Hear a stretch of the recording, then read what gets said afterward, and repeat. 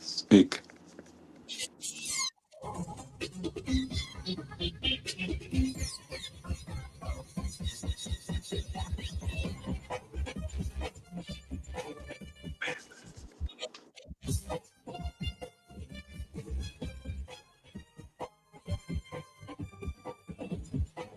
Ada, as planned.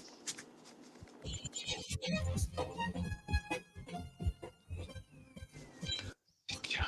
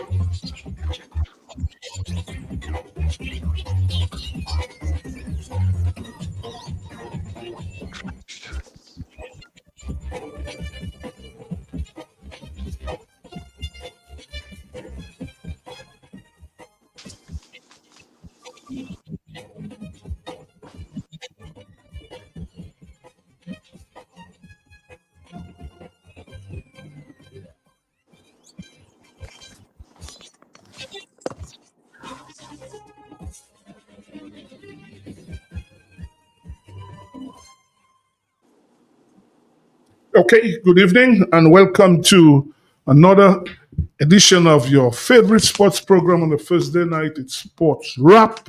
It's just past Independence time. I guess most people had a good time. I'm Lockett Sebastian and I'm joined by Dr. Emmanuel Thompson Black. Fontaine. Lobby. Say it again for people to hear. Emmanuel Black. All right, Lobby. Good night. And Ronald Lander will soon join us, so we'll have the complete crew. Tonight, we're going to spend some time talking about football. As you know, the league is coming to its closure in Dominica, so we'll find out from Abby Lawrence who are the leading contenders to win the championship. We're going to spend some time talking about this luncheon from Fear Lafon because Ronald and Dr. Fountain, they were both there, and I think we have recorded speeches from Fear herself at the function. A lot of cricket. We have the Windward Islands not doing so well. You have the West Indies yesterday winning. Carty making his first 100, which was very good. Brendan King as well. So, and we have this misbehavior of Alzari Joseph. I guess we'll discuss that because I can't remember ever seeing that on a cricket field. What I saw yesterday, honestly, I mean, first time I've seen that for a long time. Good night, Ronald. Good night, good night. Yeah, a man is at the top of his mark, and the captain is about 100 yards away from him. But instead of him rolling up the ball, he's gesticulating. And I mean, I've never seen that, honestly. I mean, and what is shameful, I'm hearing the coach saying they will have a chat. Yeah. Chat about, chat about something like that. What chat? You tell the guy go home, and then we will see you probably for the test match against Bangladesh. That's all. Anyway, we will talk about that. Because let me tell you before you start, Sebastian. First of all, I wasn't surprised at all. You could recall when we first saw him in Dominica, Alzari Joseph. You were in the Windsor Park, and Ghana was the manager, and they were practicing at the back, and he was about to leave the field, where they were practicing, and Ghana had to call him up. Right? So I wasn't surprised. This individual is to me, listen, man, I'm always laughing at Alzari. You're not... No, but you don't laugh at something like that. I mean, that's not something listen, Sebastian, listen to me. He looked very conceited. You are not the kind of pace to frighten, not even you, Sebastian. He would give sleepless nights in your heyday. All right? Not even if you have to face him next day. So, anyway, you have we will speak about that, Lobby, when we come to cricket because it's something we have to discuss. But guys, Ronald, I mean, you were in Creole Festival for a long time. But I saw something, guys, saying where the festival people were congratulating, what's his name? Montreal management for being a platinum sponsor. Dominica's own money. Can you imagine that? They congratulate, thanking him for being a platinum sponsor in the World Creole Fest. I said, can you imagine that? This guy, nobody ever, and they're cunningly, I'll tell you honestly, when I first heard the name Montreal management, I thought it was something from Canada, So they cunningly use a name like that to fool people. You never heard the guy, no business, no money. And the guy is using our own money and they're thanking him for being the sponsor, platinum sponsor in the World Creole Music Fest. I say, Lord, have mercy where we are in Dominica. It's crazy, man. I mean, I don't understand that thing. And then Dr. Funk. Yeah, no, I mean, it's beyond crazy. Yeah. This is, I've never heard of any kind of arrangement like this anywhere in the world. And the fact that we are doing this, and it's just, I mean, it's beyond words. You really cannot find words to describe this level of ridiculousness, this level of nonsense that's going on in this country. It's incredible. Platinum sponsor, Ronald. You were involved in that. T-Bird is a platinum sponsor in the World Creole. Our own money, the money he's using to, and people thanking him for that. Unbelievable. Lobby, can you imagine that? No, but Sebastian, as I'm telling you, that is nothing new, Sebastian. It just happened. That one has been disclosed. But that one has been happening for very long. Our own money have been utilized in various forms in projects in our own money. Make you believe, is foreign aid. All right, is our own money. It's nothing new, Sebastian. Nothing new. All right. Now, Sebastian, just on the Creole Festival, because I was late last week on the Creole Festival. First of all, itself, I said, and our independence time, it's just a shame. The Almighty Father has blessed this country with a number of things. He has given us water, a rich soil, and music. A country with music. All right, and Landa was talking about tourism. They were talking about tourism. But when the tourists come, we just cannot tell them about our scenery and our food. We have went as far as organizing, Landa was part of it, the Creole Festival. We have and when it started, we were highlighting our own music. Our music, you can bring people from overseas, but they cannot outdo what you have here. You had Gaylords, we had the Kadas, all right? Then we had the Bouillon, all right? Jamaica have the reggae, Trinidad, Calypso, soca. We have been unique, and you have sideline your bands. Sideline your bands, I'm talking about money, all right? Sideline your bands is ridiculous. And Jamaicans, when you pay them, do they come to Dominica after, get back to Jamaica and talk about how lovely this country is, you should come for a holiday? They take their money, London, New York, and that's where they are going. Then they tell their friends, man, try and see how you can come. It's a bomb CO. Dominica is a bomb CO for all of us.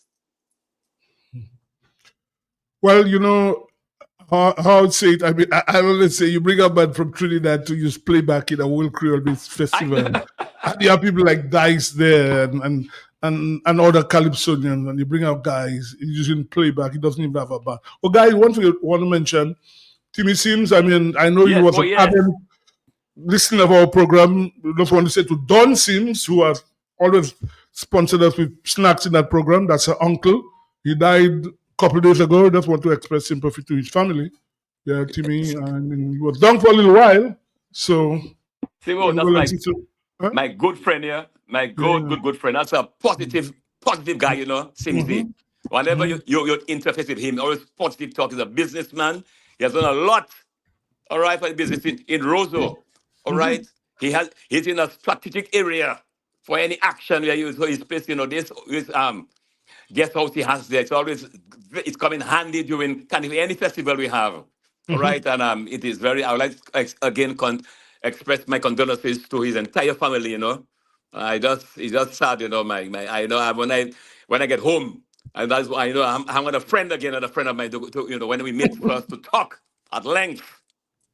Ronald, you know Simsy, of course. I know Simsy very well. Simsy was my good partner. We have a lot of discussions, and so on. and it's so unfortunate. But this happens in life. Mm-hmm. So the most you can do is sympathize with his family. Mm-hmm. Was he in Dominica? Yeah. He was in Dominica. He was in the States for a while earlier the year. As I know, he wasn't so well, but he'd been here. And as I said, Dawn, in fact, just Friday, I was by Dawn Sims and she was telling me that her uncle is not so well. In fact, I met his son there at Dawn's home on Friday. And then on Sunday, Brian spoke to Brian that his nephew, Dawn's brother, told me that he passed. I said, wow, a sad occasion. Yeah, but it's very fortunate. Yeah, I'm doing very well as well. I spent time up in his place up in Loda on a few occasions, and very nice gentleman. In fact, he gave me a lot of good history about Dominica. You know what happened in the time, like some of the things in the 60s. There was a famous murder in Portsmouth. I can't remember the police officer's name. I think in the late 60s, and they gave me the background to that story. Very fascinating. Had a lot of interesting historical things to hand out, and he will really be missed. He was certainly a man there on the scene, and was always willing to share his knowledge and to share his what he knew about the country and his hope. And he was always hoping for a better Dominica. He was always hoping that things would get better. True. Instead of the state of the country, as a businessman, of course, he was always concerned about the state of the economy and how things were working. But a fine gentleman, and he will certainly be missed. Yeah, look, somebody that said, guys, don't forget about the inspiring prayer. The person said it. This. I mean, seriously, how does a guy go? And a guy says he's a preacher, and he goes on a podium and to be spewing that garbage for people to hear, man. I mean, guys have to stoop so low to go on your preacher. Yeah, I felt sorry for him because that is clearly a guy doing a lot of, I cannot say the word on radio, but it's clear from that prayer, what he was doing. But why do you have to do that? Your first allegiance should be to the Creator and stuff like that, and not to man. I mean, that was a huge embarrassment. To me, that was just an embarrassment, and I could not believe it. I listened to it a few times, and I still could not believe that this was a man of God. Wow, a man of we are. You're a church man. What do you think of that? That's Sibo, prayer. Sibo. Many have been called, Many have said I've called, And Sibo, talking about it, not about a church man, integrity. What has happened to integrity in this country, Sebastian? Our integrity has gone down the drain. Yeah. It has but you know disappeared. the guy? Do you guys already know the guy? I don't know the guy at all, Sibo, let me tell you something. You know him, the guy? Probably the fellow was preaching. Probably by faith. Look, probably by faith, Sebastian. The problem is this. What we have seen, seriously, is that man has decided to honor man, people in position, and they have forgotten that. What? For what? Doing that for what? For money? For what? For goodies. Hold on a while, let's take this caller. 1 minute. Good evening. Hello, Steve. Good night. Good night to everybody. Nobody had to comment on it, but that's one I want to comment. Go ahead. Go ahead. Steve, First thing I said, that's a false flag.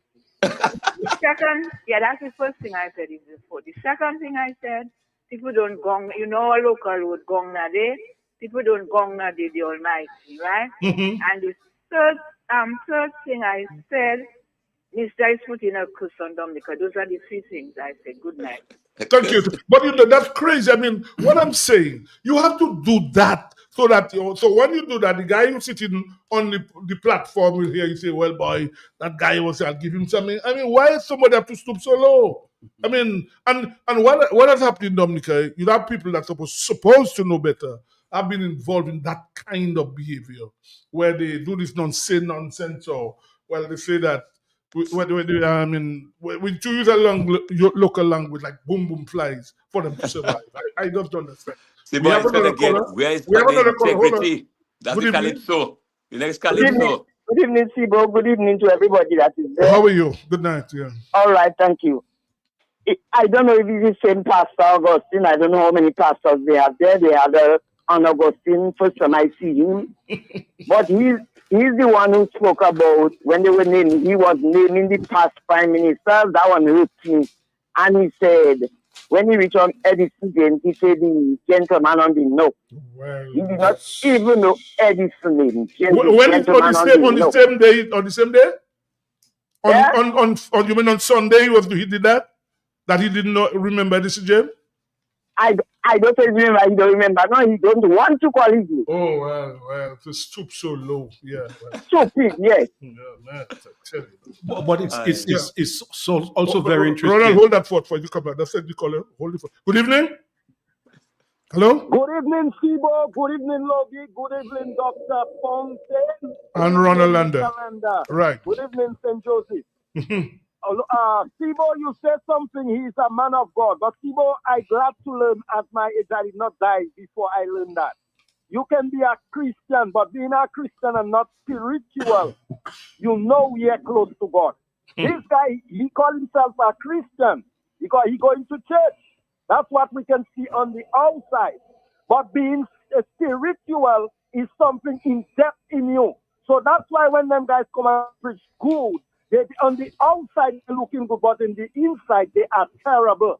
So I support Logan saying that these people are calling themselves Christians, but in truth and in fact, they are antichrist. God bless you. Thank you. Yeah, Ronald, you are making a point. Yeah. That's a whole other kid. Good evening. That's why when them guys come and Hello. Hello. Good evening. Yes, I can hear you loud and clear. Good evening to you and good evening to your listeners. And good evening to those in studio with you. The Bible says, many are called, but few are chosen. It also said, not everyone saying, Lord, Lord, will enter into his kingdom, but those that do his will. And we always have a lot of false prophets because we are living in the last days. The Bible tells us that. The Bible warns us that we are living in the last days. And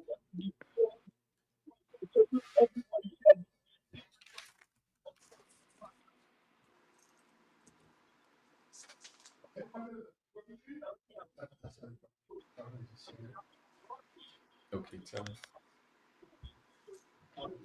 Hi, caller. Sorry, we're not able to hear you. So you might want to try again. You completely faded out. All right. So please try your call again because we are not able to hear you at all. Yeah. Yeah, Ronald, you are We at a very critical situation in Dominica, and you made mention of a few things that the preacher, the World Creole Music Festival, and some other matters would raise if we have the time. But a very critical thing that has happened over the last few days is that persons who should be showing us the example elected a convict to be president. Elect a convict, a convicted person to be president. Let's take this caller. Good evening. Sibo, good evening. Can you hear me better? Yeah, we hear you clearly now. Yeah. Okay, good evening to you, good evening to your those in studio with you, and good evening to your listeners. I was saying that the Bible says, it's not everyone that is saying, Lord, Lord will enter in his kingdom, but it's only those that are doing his will. And we don't have a lot of false prophets. We know people say things for money. We know people say things for land. We know people say things for duty free. We know people say things for diplomatic purpose. We know people say and do things to get material things. We know that. But the Bible is clear. It is saying to us, it's not everyone that says, Lord, Lord, will enter in his kingdom, but those that are doing his will.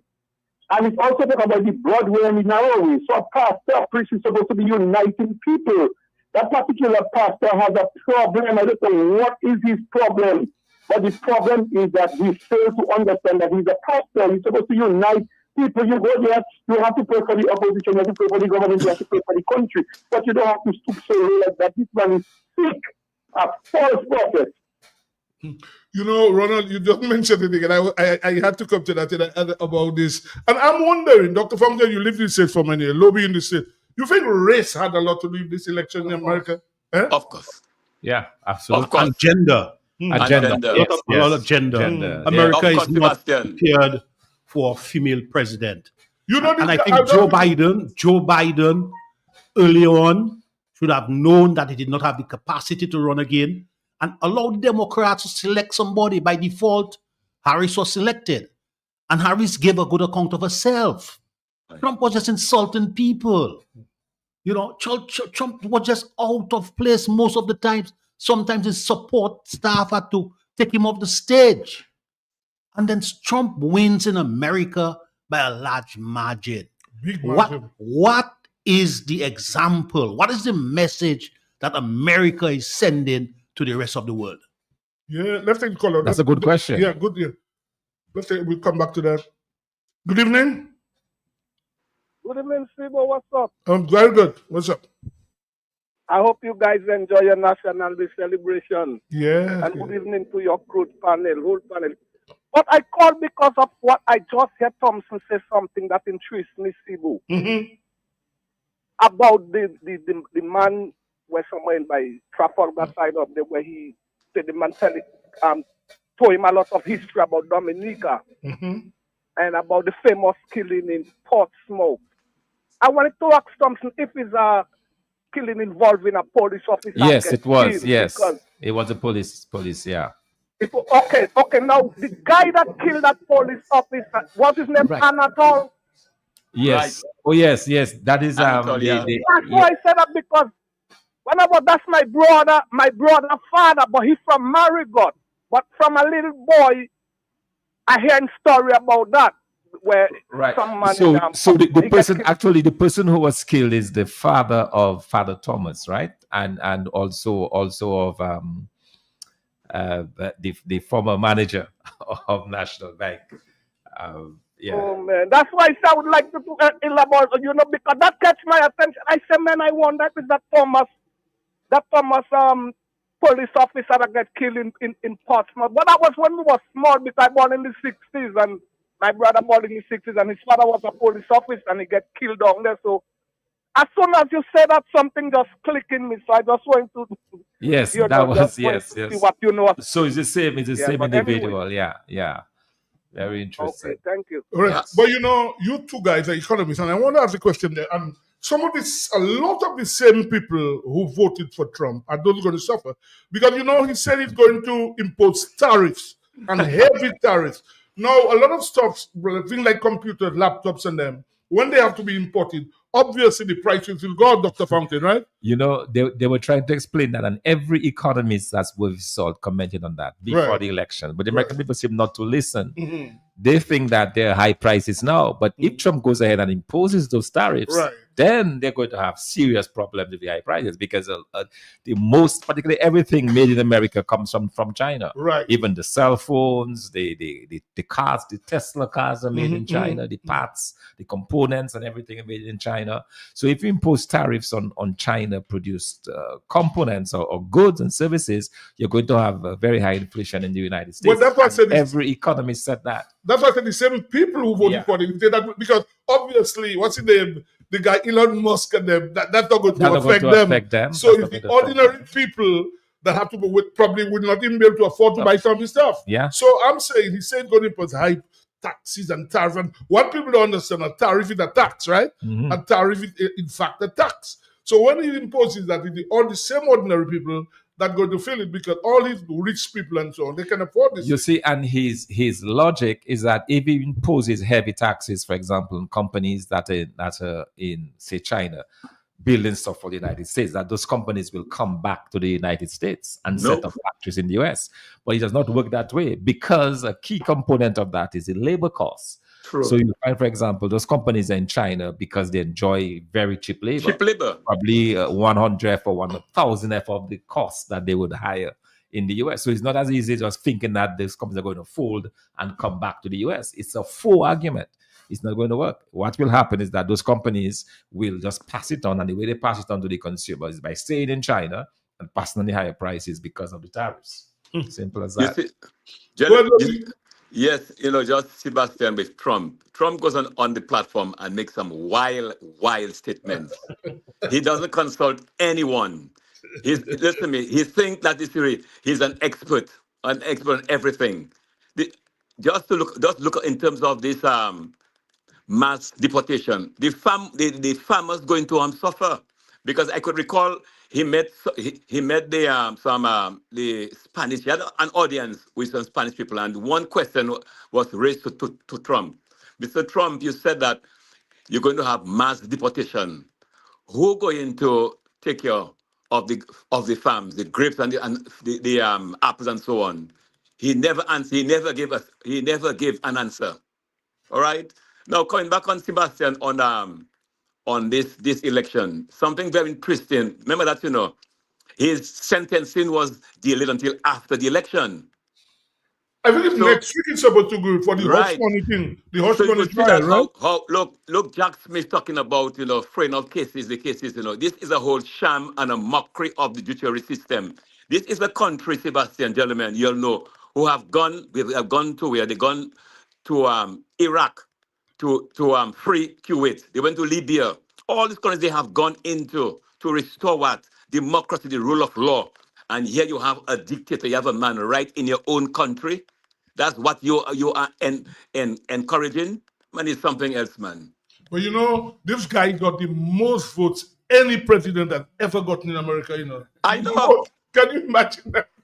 He got more votes than anybody else. The other 46 guys, So, I mean, my goodness, man. And they said that Elon Musk was spending almost $1 million every day, Yeah. $1 million bucks. But it is said that Dr. Fontaine, again, probably can explain, that he's going to make a killing now in local language. How does that happen? Tell me. Well, what they're hoping is that Donald Trump, because a number of persons like the stock market and so on, they believe that Donald Trump is better. The policies that he has is better for the stock market, and that is where Elon Musk is invested. Mm-hmm. So clearly, if the stock market is going up, he's trying to make billions.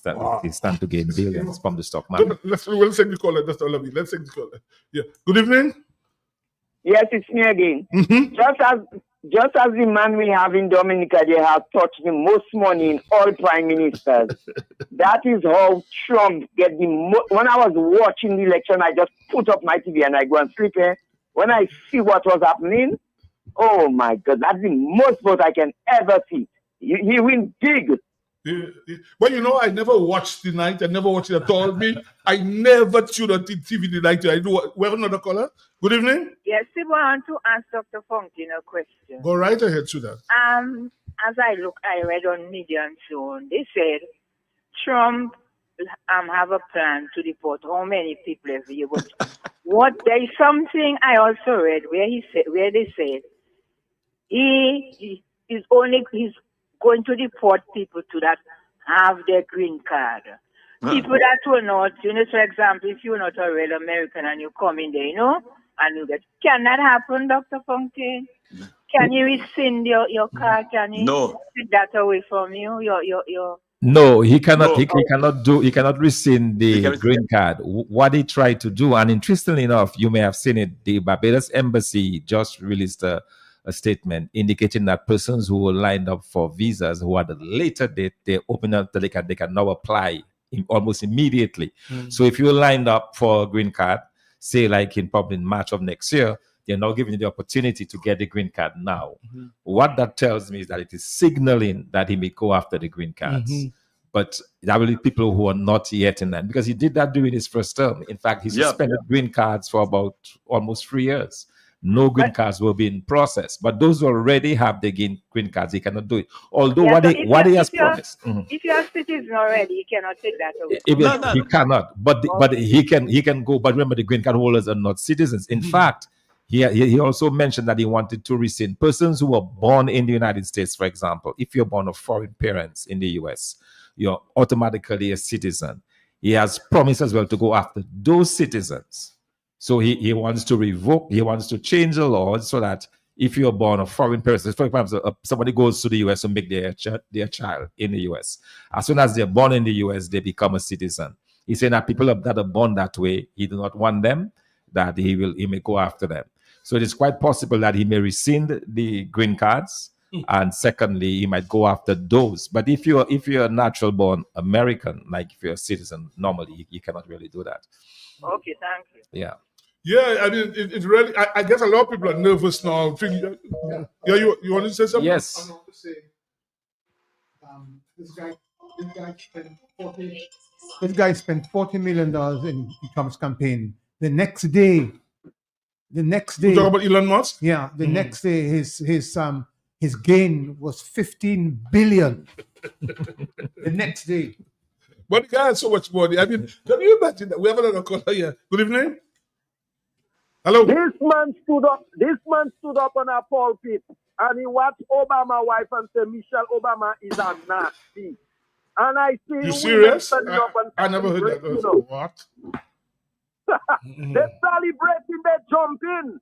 And he said, Michelle Obama, she's a Nazi. And I tell you, the world is not easy. You're right, boss. Yeah. To say something I mean, this guy is vile, and as far as I'm concerned, he is a lunatic. He's mad. This is a madman that they've unleashed on the world. And most likely he will withdraw the aid from Ukraine, and that is going to cause a problem. Which means Russia might now march into Ukraine, and then there might be a problem now with NATO. He might want to pull out of NATO. He might want, so the whole world is in shambles. What people should realize, that everybody who worked with him at the very highest level, his defense guy, his minister of defense, his chief of staff, they were all warning the world that this man is a danger. These are people who worked in his first term, warning the world that this man is a danger to the world. Yet Americans went ahead because they don't want foreigners. They do not want a female. Good evening. Good evening. Hello. People, listen to this, right? As a black man that votes in the US, you know what hurt me the most? Is that a lot of young black guys in America cannot get jobs because they have a bad what would call police record, like a rap sheet. And here you have a man that convicted of 34 charges, felony, a criminal. Then Sibo, you're going to put him in the highest office in the world. Well, you're right. I have a problem with that, Sibo, because if you still a corn beef in a supermarket, it's on your record. When you go and apply for a job, they're asking you, have you ever been arrested? Have you ever been in jail? And a lot of people wouldn't hire you, Sibo. And America hiring a stone criminal to be commander-in-chief. A man that's still in secret. All America secretly had it in his house, make it, man. But I vote for Kamila, Sibo. That's all I'm going to tell you. Thank you. Well, they say Idi Amin's reign was a reign of terror. You remember that? This guy, for the next 4 years, he can unleash all sorts of things on innocent people, man. Yeah, and not only in the US, but everywhere, all the capitals of the world in Europe, they're very much concerned. A lot of concern around the world at what's going to happen under this guy's presidency. But those who voted, 20% of blacks voted for him in this election. Which is plenty, that is a lot, significant, including some of our own Dominicans. There were some Dominicans who voted for him. So I hope that for him. So I hope that they don't go after the green card, because most Dominicans got into the US through green cards. That's a fact. So I hope they don't go after that. I heard a guy who does some very good analysis in Dominica, what's happening in Dominica. And suddenly I heard that guy was a main proponent of Trump. And he was on the radio saying that blatantly. I said, what is wrong with our people? Let's take this caller. Good evening. Yeah, well, boy, it is. So I guess probably we have to take our first break now. And then when we get back, we'll talk about football. Let's take this last caller. Sibo, good evening. Yes, how are you, man? Yeah, I'm doing fine. Dr. Fontaine, Landa, and is Lobby there? Yeah, Lobby there. Yes, I'm there. Yes, good evening, gentlemen. Sibo, I have a son living in the United States, and he voted for Trump. He used to support Democrats. Now his mother is deep in the politics with the Democrats. As a matter of fact, she has been to the White House. She goes everywhere campaigning with the Democrats. But he tells me this year he is supporting Trump. Because he went into the presidential library, something called the presidential library, where you can go and see what the past presidents have done. And he noticed Donald Trump did more for black people in the first term than Obama and Clinton did in the 16 years they were there. Dr. Fontaine, you have any idea of that presidential library and what Donald Trump has done and what have you? Yeah. And another thing I want to say just before. Yes, caller. They should what you should ask him. Any of the freedom fighters in Africa and call them terrorists, because they have a terrorist in America who committed a coup on the White House and they elected him as president. Caller, sorry, you're gone. But in such instances, you should ask him, what are the things that he did for black people during his 4 years? Yeah, because I keep hearing that, but the question is what? What really did he do? He's done. But We have a gentlemen, good. Hold on, Lobby. Good evening. Good evening. Yes. So I gotta identify myself. Thompson, you know who I am. Well, I know the voice. The voice. Go ahead. Thompson, yes, I am one of the Dominicans that voted Trump. And all what you're hearing, that's the propaganda of the Democrats. Okay? Propaganda what? Okay, hold on. Like the US runs like Dominica, one man show. You know that. Hold on. The president does not have all that power. Hold on. Isn't it true that Trump in his first, but listen, let me ask you a simple question. Isn't it true that in Trump's first year, he suspended the green cards for about 2 to 3 years? I don't know about that, but guess what I can tell you. That is a problem. People than Trump in his first year. That is the problem I have. You say let us talk about the unemployment. No, that is what concerns me. I'm concerned about people, Dominicans who have green cards, who may be impacted in the United States, Dominicans who are waiting to go meet their families who may be impacted. That is what I'm concerned about. That is a man who has spoken about, and it is not, I can get the exact quotation from it. Just do a Google search. This is a man who has said that he's not in favor of persons who have those babies who come to the U.S. to make babies. He is prepared to go after them. That's not propaganda. In fact, let me hold on. Hold on, don't move. Trump has said he would seek to end automatic citizenship for children born to immigrants. Yeah, you heard that, caller?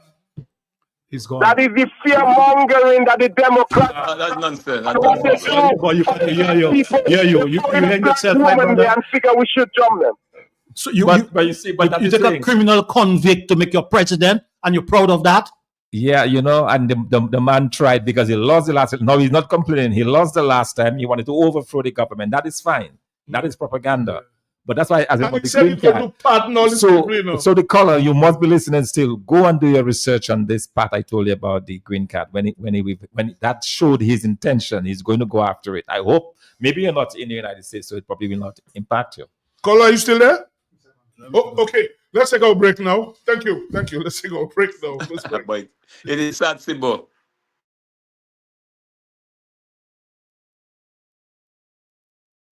So Kimasha is you can just walk in and order all your chicken parts wholesale and even enjoy retail. It's at AC Shillingford. All chicken parts available that you can afford. Fresh breast, and breast is best. Shillingford wings have muscle. After you eat it, you can fly. As for Shillingford chicken drumsticks, even swinging stars just order drumsticks from Shillingford. And for those of you who love Risapul, AC Shillingford keeps your belly full. Buy your chicken wholesale at AC Shillingford. From wings to thighs to drums to breasts to backs to necks, it's available. It's always available and it's affordable. Plus you've got pork feet, ham and turkey, bull foot, chicken nuggets, pepperoni, all those right seasonings to make your kitchen keep on ticking. Buy your wholesale chicken at AC Shillingford. When you think of chicken, think of AC Shillingford. Always fresh. Rudolph Thomas Enterprise in Portsmouth, your suppliers of building materials and hardware products. Over 20 years experience in the business. Rudolph Thomas has lumber and plywood, Portland and tile cement, steel rods, galvanized and fenced pipe, and Rudolph Thomas can meet all your wire needs. Galvanized roofing sheets, doors, windows, toilet sets, face basins, and bidets. PVC piping, fittings, and lattice. Check out Rudolph Thomas for ceramic and vinyl floor and wall tiles, nails, nuts and bolts, paint and painting supplies. And check out their line of electrical and hand tools. And Rudolph Thomas is your one-stop shop for hard-to-find items like fiberglass mat and fiberglass resin and welding rods. Go now to Rudolph Thomas on 1240 Bay Street in Portsmouth.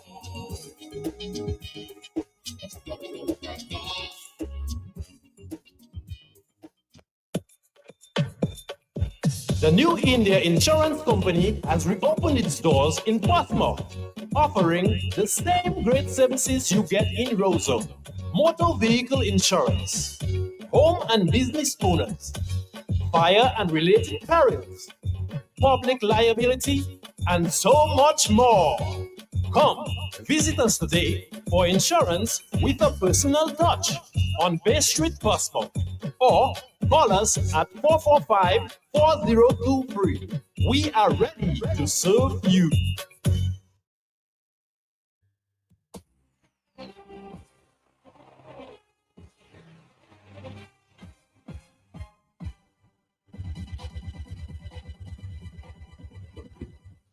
Yes, good evening. We are back and we are joined by the PRO of the Dominica Football Association. We haven't spoken to him for a while. Ebi, good evening.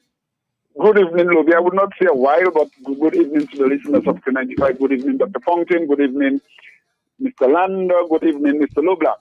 Yes, good evening. Well, I guess you had a good time during Independence. You had fun, I would think, Ebi? Well, it was looking, nonetheless, as an independent person, I believe in having fun, and at the same time, I want to congratulate those that received national awards in the person of Mrs. Gatson, Fiala for Gatson, and our very own Isaac for holding the fort, for marking the fields and many other areas of sports in Dominica, but nonetheless, and also to Mrs. Cheryl Rowe for receiving awards. So I want to congratulate them and say keep on doing what they do best in representing the island and the interest of all. Oh, Isaac still works for the Football Association? You still work with you? Does Isaac still work with you all? Yes, he does. Okay. So you recommend I need now to come to Mark Fields to get an award? No, I did not say that, Lobby. I said for fun. But that was London. You keep calling everybody Lobby. We gotta be there. We gotta be real, Lobby. In this season, that is not Lobby. That was London. You calling everybody Lobby, Ebi. No. It's not for Martin Fields only. For his outstanding contribution towards sports. This one has been there, and we have to recognize people when they do. But let me ask you. You say Martin Charles got an award for sports too. No, what was his contribution? I know for football, not for us. So yeah, but what I'm saying, Martin Charles got an award for sports as well. So what was his contribution? Well, that one they did not say much about sports, but nonetheless, I big up those I know for sports. Okay, yeah, all right. Well, let's move on. I mean, we call this talk about football. Let's talk about football. What's happening in local league is coming to its conclusion, right? Well, we are coming closely to the end of our year, but nonetheless, the senior national men's team will travel on the 13th. But next week? Game is on next week. Their game is on the 16th, 7 p.m. against the Dominican Republic, and they will play the other game on the 19th versus Antigua at 4 p.m. So both games are in the Dominican Republic, both games? Estadio Chebiao in Dominican Republic. That's where they will be playing come the 16th and the 19th. Ebi, do you all have to get visas for that? Repeat yourself? Do you all have to get visas for the guys to travel there? No. Everything is in motion for the men to live on the 13th. No, you haven't answered the question. I said, do you all need visas for the people to go to That's Dominican? I said, no, all is set already. You still haven't answered the question.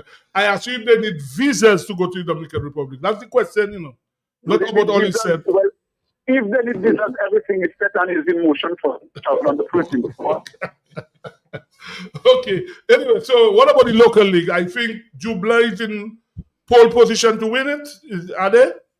Well, with 3 games in hand, Jubla is on 27 points, followed by United. No, hold on. When you say 3 games in hand or 3 games to go, which one? To go. They have 3 games in hand. It's in hand. Language, people want to.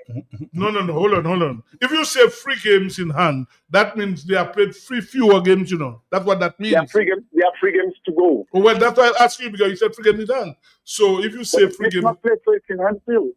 No, it doesn't. Anyway, go ahead. Tell us. Go ahead. United with 31. Mm-hmm. Tranquility Beach 30. From Exalem 27. Mm-hmm. Sajiko South is 24. Roosevelt Scarrick Bombers 18. Connect 7 East Central on 17. Bombers on 17, and Buffett State just caused havoc, and they're on 14. And in seller position, we have Point Michel. What do you say they just caused a havoc? Explain that. Well, Belfast State was on the verge of relegation, but last weekend they won 7-7 East Central, Court Ready Cash, East Central. They won them and they're on borderline still, but they're on 14 points with Point Michelle in seller position with 12. How many teams get relegated, Ebby? Well, 2 can, providing they are not wanting. For example, when the knockout of the first division will be coming, the 8th place team will meet the runners up of the first division. So if the first division team wins them, then they are relegated. But the 9th team will be automatically relegated. Oh, so one is automatic and the other... One will be an automatic. Let me ask you, what about this President's Cup? Isn't the final supposed to be held soon? Well, due to the national team traveling, again, this is a matter we cannot control, but I know going forward all these things will be taken care of. The President's Cup is planned for the 1st of December. Where is that going to be played? At the Windsor Park? Hopefully. My fingers are crossed. Which are the 2 teams playing in that? Well, we have 4 teams. But for 3rd position, we are looking at Sarchico Southwest versus Harlem. And the finals, we have United versus Central Cooperative Credit Union Limited, Dubla. Yeah. So quite a lot. Tell us about your junior league. What's happening in the junior league? Well, football is continuing in the junior league as we speak. On Saturday, we will be having our under 15 games going on. We have the under 20 being played as I speak. There is a game playing right now at the technical center, and there is women's division going on as well. So football on a whole, as I say to people, and I will say again, it's not what people perceive on the outside, but there is a lot happening within the confines of the FA that shortly we will be making known, and I'll be public on that, telling you and the others, come Friday or about Monday, an e-paper. The first e-paper will be sent to the various clubs to sensitize them, to sensitize you, the public, as to what is going on, because sometimes people might not see and not hear. So an e-paper will be disseminated so people will see and hear and get information that are readily available, that should be all over the place, but the clubs will be privy to it. So this is one new move that is coming in, an e-paper. So this is in the making, at least it's in the editing stage as I speak now. Yeah, so quite a few is going to happen. Yeah. The future, I'm futuristic in my analysis. And I would like to see the junior league get optimal support. Do you have a program for junior footballers in Dominica? Every league, every segment of our football is programmed. As to if it's executed to the best of our ability, there is always, as a teacher, as a professional, we know that there is always room for improvement. So that as we go, we develop the product, and hence I want to congratulate and even big up, if that's want of a better word, the technical director in the person of Mr. Badwell for really putting a program in order, and we as the policymakers help develop such a program. And I want to commend him and his technical team for doing such a formidable work. And the other times I say to persons, we do not shoot unless we know we have the target, the proper target. So I want to compliment and really thank Mr. Badwell for laying a foundation that we, the policymakers, because DFA is not about the 9 of us that sit on the executive. It takes 32 persons together with the technical director to really have a program. And I want to commend him for doing tremendous work. As we speak next week, Saturday that is, we'll be having our club licensing going on for the next season. There will be changes coming towards the new season.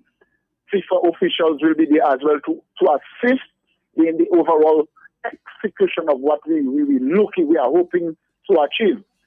So at the end of it, then others will not see, but come next year, and I want to challenge the clubs as well to more reading, to see the game of football, because things. You're breaking up. You're breaking up. So too, we are to evolve, because we do not just stay and say things are not working. And I will always lament to us, let's come together as a common community, as a common people, and see the product develop. Hey, there is a lot more we desire, but where we are now, it takes every man, Jack, to be part of it. It's not about the 9 of us that were elected. If all of us come together and begin to tread the way forward, we will see a better product. But where we are now, there is room for improvement. I want to congratulate and even compliment our various clubs for trying amidst adverse conditions, because one of the things, Dr. Fontaine, you may be aware, the clubs are complaining is the traveling. It costs lots of money just to travel. So we call on the private sector, we call on the clubs. Let's program and position ourselves better so the private sector can come on board. And those that are on board already, we fund them, the Promex, the Do It Center, the All Saints University, SAGICOR, Central Cooperative Credit Union. We fund them for meeting the clubs a certain measure, but we are calling on others to be part of this whole thing. And hence we are beginning now to develop a program and a product where we will put value. We are going to add value to everything we do. So come next season, you will be seeing and hearing much more of the football. You know, Ebby, again, I've spoken about that. I heard you talk about the new season. But FIFA, most football around the world starts around August and finishes around May. When is your new season going to start? When it finishes soon? Well, I'm not in a position to say no, because as the licensing will be coming, there are certain things that will be taken into consideration. But going forward, I know that is one of the things we are considering, to go back to the original. You want to say the original, to start the season around August, September, right? Yeah. Yeah, but if you do that now, you'll have a long break, because if you finish in November and you want to start next year, what happens between now and then? Well, remember, there are international breaks and games and are going forward as well. One of the things you'll be seeing more is that we will be encouraging more of the friendlies. So much more is going to happen, but it's in the pipeline. It's just waiting for proper execution and delivery. And as soon as we could sit and iron out what is to be ironed out, cross out our T's, dot the I's, we will go places. But nonetheless, I will continue to say football always wins. And when that time will come, I will guarantee you, it'll be one of these good days. We will sit under the lights at Windsor Park and enjoy some good football. Oh, you know something we don't know? Go ahead, Ebby, thank you for this very hopeful note. But let me ask you, coming back to the team going to the Dominican Republic, are there any major changes to the team that we saw in the last international game? Not to my knowledge, because that was not disseminated to me. So thus far, I can stand and say not to my knowledge. But if there is, by tomorrow, the members of the media will be made aware as to if there are any changes. But to my knowledge, no. Okay. Ebby, you know, this report months ago about this fiasco, what has happened to that? Can you tell people, please? You want to know what happened to the report? Yes. A special meeting is convened. The date will be given to the clubs as to when will be the meeting. When you say a special meeting to let the club know about the findings? Yes. Huh? Yes, please. But don't you find that's taking a long time? Is it a move to are you trying to protect a particular person or persons? No? I am not in a position to say protect any person, but nonetheless, we have to do things and do things well. You cannot just do things anyhow without measuring the ups and downs. But I know a special meeting will be convened, and the clubs will receive the very information that they ask for. And that will be done when the presidents and other executive members say so. But right now, I cannot tell you when. That means it's slated. Lobby, I know so, boy. You have any question for him? Lobby, your mic is muted. Yeah. Lobby, your mic. No, his mic is not muted. Let me check that. Lobby, are you hearing us? Lobby is gone. Lobby, are you hearing us? Can you hear me? Right, we're hearing you now. Yeah. Yeah, recently I asked Eddie about WADA position, whether there is still drug testing taking place in the football on Ireland. First question. Repeat yourself. Whether there is drug testing being done to the national players in Dominica or when they are playing overseas. At the moment, I cannot answer. I will find out for you and let you know. Because I posed the same question to you recently, and you said you would have. I know you did. I know you did. Yeah. The second question, Eddie. I know you did. The second question, because why ask this thing? Because you know there's continuing testing taking place in all sports by WADA. The second question, you said that there's this licensing taking place and FIFA officials will be on island. The first thing, what role will the FIFA officials will be playing on island? They will be given directions as to where we are, how to really, for example, I'm not preempting, but take, for example, our women's league, how to better position them so the girls will be exposed to more football. Why should every club start having a grassroots program, meaning that they start the children from the age of knowledge 5 and up, they have that academy going on, that they move on to the regional center. So it's a comprehensive program that is going to be executed come the next season. And we know that some clubs may be under pressure in terms of filling up our women's team, for example, but going with the help of the association and the experts, we will find ways and means to better the program. Let's take, for example, we might say Southeast and Grand Fund has a team, River Civic has a team, Mondrian has a team. Why can't all these people come together and have one Southeast? Okay. And at the end of the day, now the product becomes better. Okay. The second question is everybody. Okay, go ahead. The second question is, yes, on this licensing that's taking place, what exactly is happening? Do you have theory sessions and practical sessions? Both will be because we had recently with Mr. Badwell and Mr. The Gallery, and they are the ones running the program. So the theoretical, what is expected, was done. Hence, when the officials come in, they will be the ones to see what is going on together again with the resources that we have on island. Oh, I thought the licensing, the football aspect, the practical session, I thought that was for FIFA official. So you're saying that these things have been done with local officials? Not wanting to bounce your bubble or pinch your bubble, but I believe, and I have always been saying, that there are competent and capable persons on island that can help develop the sport. There are people within the association that are competent in their field. And again, let's talk about the TE. Licensed coach. We have some B licensed coaches that just attained their B licensed coaches, the certificates. They will be getting the certificate shortly. And some others are waiting for their assessment. So we have quite a few now. We have Mr. Egbert John Baptist doing a program, a coaching educators program. So there are competent persons on the island that have been trained to come back and pass down the knowledge. So when it was Eddie, 24 years ago, things are changing.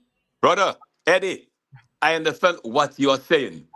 I think recently we had Sports Rap had about 2 or 3 officials from the DFA in studio. Two. And I think that I looked at some of the deficiencies on the national team, and that does not just happen with that one. It's something that's been happening for a very long time. You speak about you have the capacity, But what is happening, we look at the fundamental, the deficiency of the fundamental of the players. All right? And that has been going on for a very, very long time. In terms of and you look this at will our change as time goes on. There are just things now, brother, just now. inheritance. Brother, let me tell you something. I'm looking at the football in Dominica right now. I'm seeing You were there on before, right? Facebook. You were And there I'm before, seeing the right? same thing happening, brother. Our midfield, the You were there deficiency, your before. first touch, your passes. It's happening. You were there Something is before. not happening. It's You were not there doing before, it right? here. You were there before, right? Yes, but You were what I'm saying, on yes, football I before, was there right? before. No, I'm speaking to you. Let's not make noise. You were there before, right? Yes, as a trainer. How it was done then. Is it the same way it is done now? What I am saying is this: I'm saying that this aspect about the fundamental, there's a deficiency right now. It was improving in the We players. all know that the technical director agreed to that the last time we were on the program. Yeah, but Anyway. but okay, go ahead. Okay. Abby, do you all have football this weekend? Yes, as we speak, like I was saying to you, there's a game going on and under 20 game is going on. Okay, but do you have Premier Division matches this weekend? We have two Premier games for the weekend. Mm-hmm. We have on Saturday, Petro Caribbean Port Michelle coming up against Tranquility Beach Middleham United at 6:30. Mm-hmm. And on Sunday, Roosevelt Skerrit Bombers coming up against Valvoline United at 6:30. Okay. These games are at the Technical Center. And when you say the national team is playing? The national team is playing on the 16th and the 19th. In Dominican Republic? Yeah, of November in the Dominican Republic. One game is at 7 p.m. and the other is at 4 p.m. And when does the national team travel? When do they travel? They are traveling on the 13th. 13th. Okay. All right. Well, thanks then. So we'll contact you next week. So you will let us know what's happening in terms of results. Okay. Yes, thank you. So we're going to take a break now, guys, and then we'll take a small break now. So Thompson.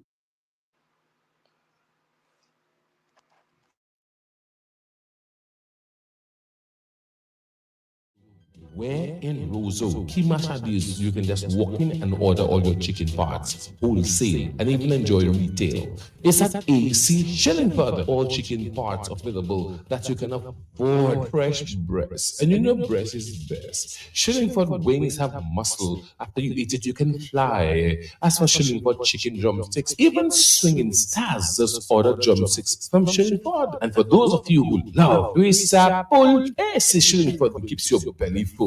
Buy your chicken wholesale at AC Shillingford. From wings to thighs to drums to breasts to backs to necks, it's available. It's always available and it's affordable. Plus, you've got pork feet, ham and turkey, bull foot, chicken nuggets, pepperoni, all those right seasonings to make your kitchen keep on ticking. Buy your wholesale chicken at AC Shillingford. When you think of chicken, think of AC Shillingford. Always fresh. Rudolph Thomas Enterprise in Portsmouth, your suppliers of building materials and hardware products. Over 20 years experience in the business. Rudolph Thomas has lumber and plywood, Portland and tile cement, steel rods, galvanized and fenced pipe, and Rudolph Thomas can meet all your wire needs. Galvanized roofing sheets, doors, windows, toilet sets, face basins, and bidets. PVC piping, fittings, and lattice. Check out Rudolph Thomas for ceramic and vinyl floor and wall tiles, nails, nuts and bolts, paint and painting supplies. And check out their line of electrical and hand tools. And Rudolph Thomas is your one-stop shop for hard-to-find items like fiberglass mat and fiberglass resin and welding rods. Go now to Rudolph Thomas on 1240 Bay Street in Portsmouth.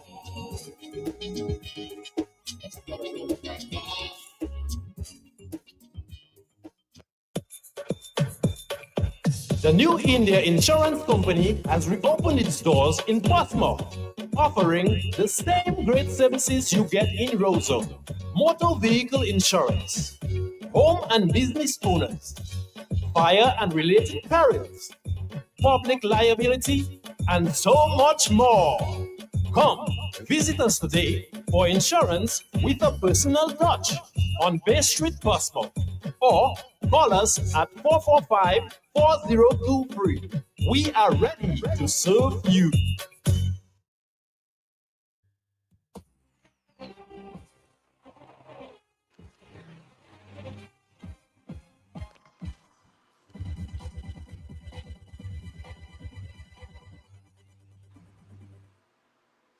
and we're going to be playing.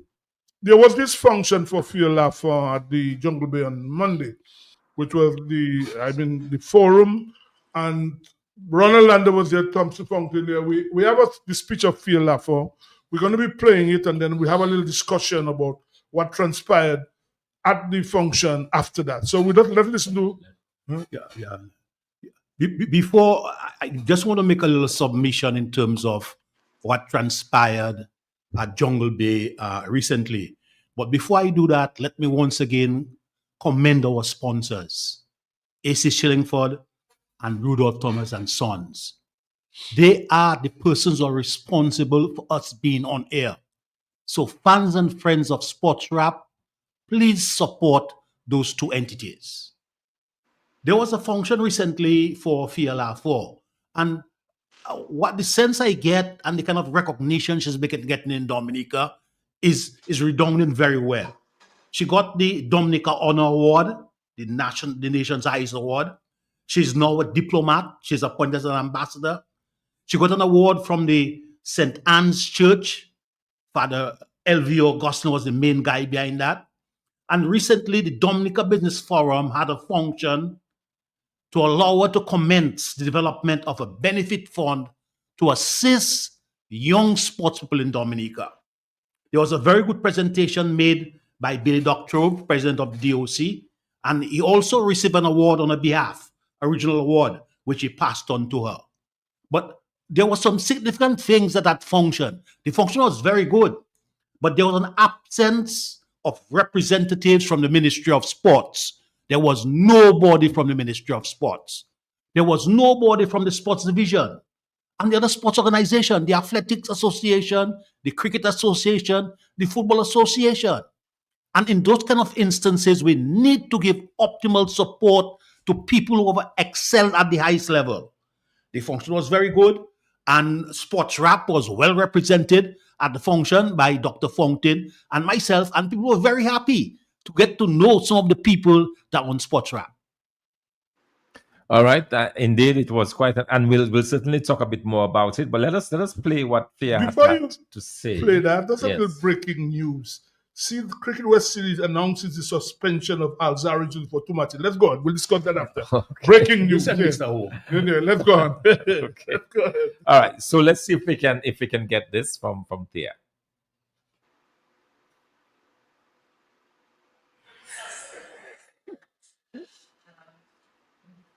The truth of the matter is that it is very clear that my village is truly was here, whether it be coaching or support, whether it be financial, emotional, or physical. I was always truly just a manifestation and a physical representation of the hard work that was going on behind the scenes. I always say that my husband is the one that made the plan. I was just very good at following. Right. But now I'm standing here with immense eyes on me, a lot of visibility, and the opportunity to give back and to ensure a better future for the next athletic generation coming behind me. And I'm going to jump right into this. I know I'm hungry. I will feed you. So right now, I'm looking at my next season's plans for athletic development in the island in 3 categories: a large plan, a medium, and a small. We'll start with the greater and the small. First, of course, is addressing the situation on island that we do not currently have a track and field stadium or grounds, right? And we want our athletes to not necessarily have to leave island in search of resources needed to reach the next level. So we have, as mentioned by our Prime Minister, Honorable Spirit, that we will be looking to build a track and field facilities. The key thing about this is that I don't want something that is built in a rush. There are many factors that go into building a facility, especially a world-class one. I don't want it just be thrown up in a few months and then we have to worry about soil degradation or improper drainage on the fields. We are looking at tropics. There are many factors, including materials and just weather to factor in when we're building. The track at the moment is an estimated $2 million USD, and the government will be taking substantial care of that. And of course, once again, hopefully done within the next couple of years. Now, let's say building a track on island, everyone immediately thinks of just the athletes. And yes, it makes sense. They are the ones who most quickly benefit from having a place to train. Our young people can come and practice at a facility which is equivalent to those throughout the world and Caribbean. But we also think big, right? Holding a track and being able to hold a track also means that we're enabling jobs for our people. We're also enabling multiple different forms to come in. And so yes, you have people that will tend to the track, of course, you have people that will work track meets, but you're also opening the doors to allow journalism, broadcasting, being able to bring people into different sectors and actually help them grow in their fields. You have a track meet, you have the athletes, you have the money that people come in so they can watch the meet, you have the TV broadcasting rights and the broadcasting personnel, and you also now have the opportunity, which is my favorite, to allow people to come to our island and train. So many times, the Bahamas and Barbados are blessed with the opportunity to have people from, say, Canada, which have not so great winters, pay and come to use their facilities because they don't have sun. And we have abundance of it. You couple that with our natural thermal and geoenergy benefits like sulfur springs and hot tubs, you essentially have nature's best recovery system right here for a fraction of the price.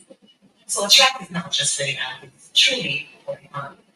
That is our medium plan, which is something that has already been in the works, will be taking place in Mabo. We are proud to announce that we'll be building a small field training ground, including some runways, a throwing circle, and a place where really young people can come and just keep their interest in the sport. A little something that they can come just play around.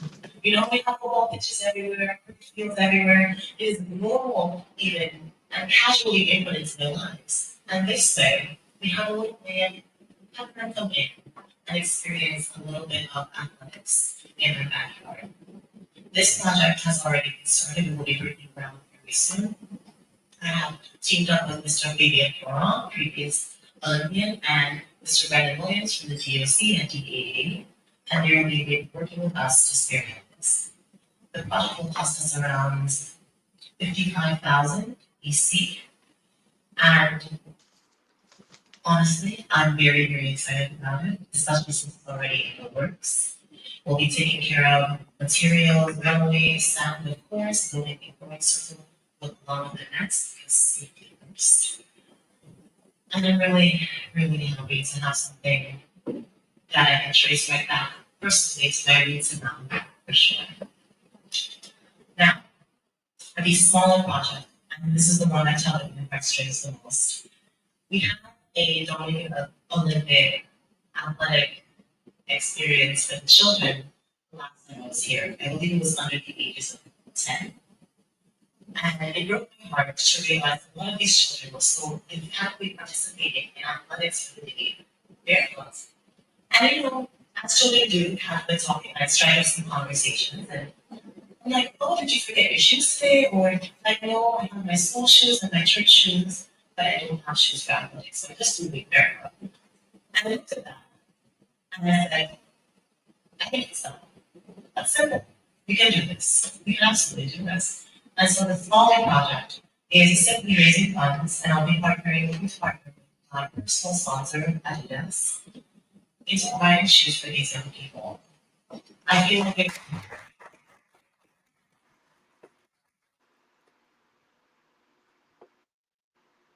I feel as if I have a responsibility that if there are now young people looking to follow in my footsteps, I can at least help just the right? So these are our 3 major plans. I truly invite you to come forward and ask me further questions as you have on these blueprints. Right, that was Pierre Lafont when she spoke at that function. No, first of all, I want to congratulate Del Nagy Sports Club. That's Vivian Rennie Sports Shop. I think he paid for 4 tickets, $1,200. Yes. To come to Geoff was there, and some of the staff. His grandson, and 2 members of Tice staff. was there. $1,200, 4 tickets, and Vivian ran a job for it. You all must be congratulated. Yes. For Very good, that. very good. $1,200 spent. But Dr. That's Fontaine, very good. And you were there. It was, I attended along with Ron. We represented, Sports Rap, and it is good because it was also some of those proceeds. In fact, all of the proceeds, once the expenses, of course, are gone, will go towards FLAFO's foundation that she is arranging. And as you heard her say, she is now invested in the young girls in this country, ensuring that they get proper shoes to be able to train with. She's setting up a facility in the Maho area for the field athletes that will have the nets, so you can do your discus, your javelin, and your jumps and so on. So that will be a great help to our athletes, but we don't have the facility where the young people can just go and just try. You can never tell a young person just passing, just go and try to jump. They realize they have the talent. That is how you spot talent. You develop a lot of sports talk about it. Yes. Let us take the caller 1 minute. Good evening. Hey, good evening. Good evening. Hey, what's up, man? All right. How you doing, man? Brother. Yeah. Boy, yeah. That's what the digress a little. Go back to the football story. Because I always hear, I've been hearing lately that, the guy challenged Luby, the guy was on, challenged Luby about, he was there before and how things were done before is different now. But clearly, what is being done now is not working. Because you're not seeing of getting that kind of quality, the quality players. True. And that's the issue I have. You see, because 20, 30 years ago, we didn't have so many certified and qualified coaches that we say have now. And the kind of quality football we played. So I don't understand when people say, what was happening before is not happening now, and they have more qualified coaches and this and that and all kind of certification. Clearly, it looks like it's not working. As I said, in terms of quality, I mean, you haven't seen. I haven't gone back to the 90s. I haven't gone back to the 70s and 80s. A midfield player like Solskjaer Emmanuel. You have seen a midfield player now, like the quality. You're not seeing that. So I don't know what they're doing in terms of the commitment of the players. And I know some, even like the basketball, sometime when Donnie was on some time ago for the young lady, was saying that the guys playing less basketball now, but they're getting better. And I saw that Matson, according to what was it in Signal, but not Matson Martin. When you can't be playing less and getting better. So I don't know. People saying that, what was happening before? They have more qualified coaches now. Even in cricket, look at Sebo. You ever seen how when last time you see an opening batsman with quality in class like Sebo? You're not seeing that. So, I mean, I know they can only talk about what they know. But when you look back at the history, because you see people want to write history, that's what happened there. But the history is what has happened. And the evidence is there to show the kind of quality players that we produced in the past. Clearly, we're not producing that now. True. So saying something definitely wrong. Yep. So to tell me that what they're doing before, it's been different now, then something has to be wrong. Yeah. I like the phrase, the muffin. I agree with you. Brother Lee. All right, my brother. Thank Brother you. Lee. Take care. Yeah. We'll come back. Let's go. Thank you, man. Yeah. Let's go back, Dr. Fountain. Well, you said Fia say she's going to the project in Maho. Yes. So that's good. I think away. Okay, let's go back. Let's take the call and we'll come back. Good evening. Yeah. Say again. Is it killing? Yeah. That was him. Yeah, that was Tilling. That was him. Yeah. Okay, so I'm like telling. I pick up from them and we had our coach, Say it again. When I pick up from them, we had our coach. Yes. Oh. The electrical plan young lady, he was our coach. And he still unable to go to and the black mud. So we had a good knowledge of the games. When after the big down, we never do it with that. We should pass it on to the young one. But not so again. Okay. All right, Muku. Thanks. Yeah. So, let's here's Dr. Fountain. Yeah. Yes, so I think that's very good in terms of helping to develop that, and people should not view the 300 as a lunch ticket. It was really to contribute towards that particular activity. And there were some other businesses that actually contributed financially. So we want to thank them as well, because that's one of the things we have to get into the habit of doing, supporting good causes. And it is clear that FIA is committed to giving back. And that to me is quite impressive. Yeah, but Sibo, I like the emphasis you gave to Del Nugis, because that's not an isolated situation. Every sporting activity, for example, when Dominica played against what team that was against Jamaica? Jamaica, yes. Del Nugis gave us how many? 4, 5 tickets. Yes. And he's been doing that over and over again because of his love for sport. In fact, Christmas time, we come in, he always gives, so when we have prizes for callers, So they've always made the contribution. Vivian Renee, Joff, they've always made. But that's a big contribution. $1,200 for one activity. But it's a lot of money. I must say that my biggest disappointment. This was a business forum activity, and you had probably 0.00% of the businesses represented. Very poor. You wondered what happened to the. It was still a very good function, Thompson. But my greatest concern was the sports division and the Ministry of Sports. Yeah. And the press as well. And the press. No press was there. There was only Tim Durant out there. Yes. Tim Durant was there and did some coverage. Tim Durant was there. You give him credit for that. But FIA is such an exceptional individual. Somebody we should continue celebrating. The girl is very talented and she's got a special mindset. This is supposed to be somebody that we should use an example for cricketers or footballers or basketballers to grow. And for young people as well. For young people. Yes. And several McKinsey and they must congratulate you for that as well, for having the foresight to organize something like that. It's true they didn't get the support of the private sector, but you have to congratulate them on that. Yes, Lobby. Yes, hold on, Lobby. Let's take a call. Hold on. Good evening. Hold on, Lobby. Good evening.